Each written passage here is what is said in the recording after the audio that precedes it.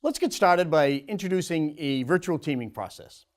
The virtual teaming process is a straightforward way to look at the 4 stages of pulling a virtual team together and all the diverse elements to get them to work collaboratively towards a common goal.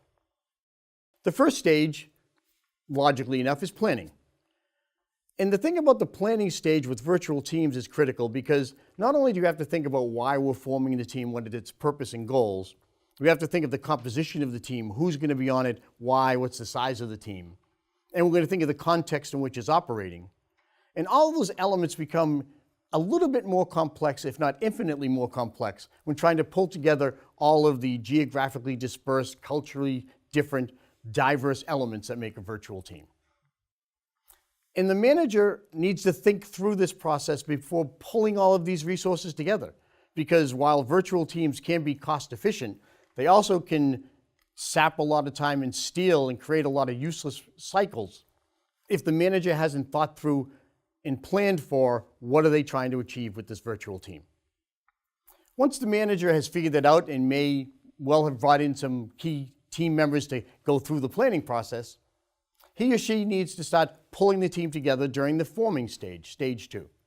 During the forming stage, it really is, number 1, soliciting the team members, recruiting them to become part of the team, and creating a common purpose with them, a win-win situation.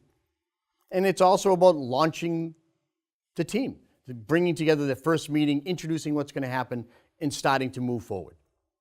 So planning and forming, by the way, aren't linear processes, and I don't want to convey that. It really can be very circular. You put together the plan, you pull together the team, the plan blows up, and you start all over again. So the planning and forming stages are iterative in nature. Certainly not linear. As anyone knows, once you get a bunch of people in a room, anything could happen. But as you work through the forming stages and the norms are established, the rules and protocols of how we're going to communicate get established, teams begin to truly perform and get at the work that they've been assigned, that they're trying to achieve. And that's the performing stage. And there's 2 basic elements, just like the performance management of your teams and just like project management of the work. The performing stage is a manager staying on top of the tasks and the relationships on the teams. Again, a little bit more complicated, requiring a little more discipline because we're not co-located on a virtual team. And ultimately, when this process of performing gets strong, productivity is achieved, start producing the results that you're going after. So the 4 stages are intuitive, drawn a little bit from the Tuckman model that many of you are familiar with of forming, storming, performing, norming, and adjourning. We believe that they're designed for a virtual teaming environment as opposed to the natural environment that many of us have where we just walk down the hall and start a meeting and pull together the team to get things done. And before we go much further, I want to take a moment and start with the end in mind. I want to start with how do you assess whether or not the team has been effective or whether or not the team is being effective as they move forward.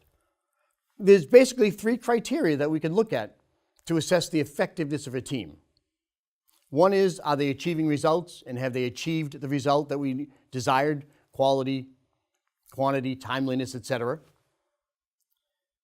But the second dimension we think is a critical element to consider is that how well did they come together as a team? Did they learn to become more effective? Did they learn how to solve their problems collectively? Did critical incidents arise? Did inflection points come up that they figured out how to work through them collectively with some degree of autonomy? So did they achieve the results? And did they learn together to be a better team, teaming? A third element to us is really critical is the sense that did each individual get something out of the experience? Did they grow either personally or professionally in ways that will enable them to be successful in the future? Just like organizations, ultimately teams are just a bunch of people coming together trying to get something done.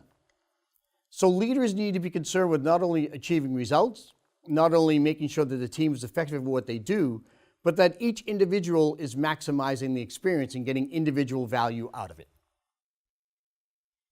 So, having introduced the process, the 4-step process, having talked about the end in mind, what is it to define a really effective team? Let's pause, go to your workbooks, and do another exercise where I want you to consider the team that you chose in the last exercise and evaluate where are they in, what stage are they in the process, and Do they clearly have the results defined? Do they understand what it means to be a good team?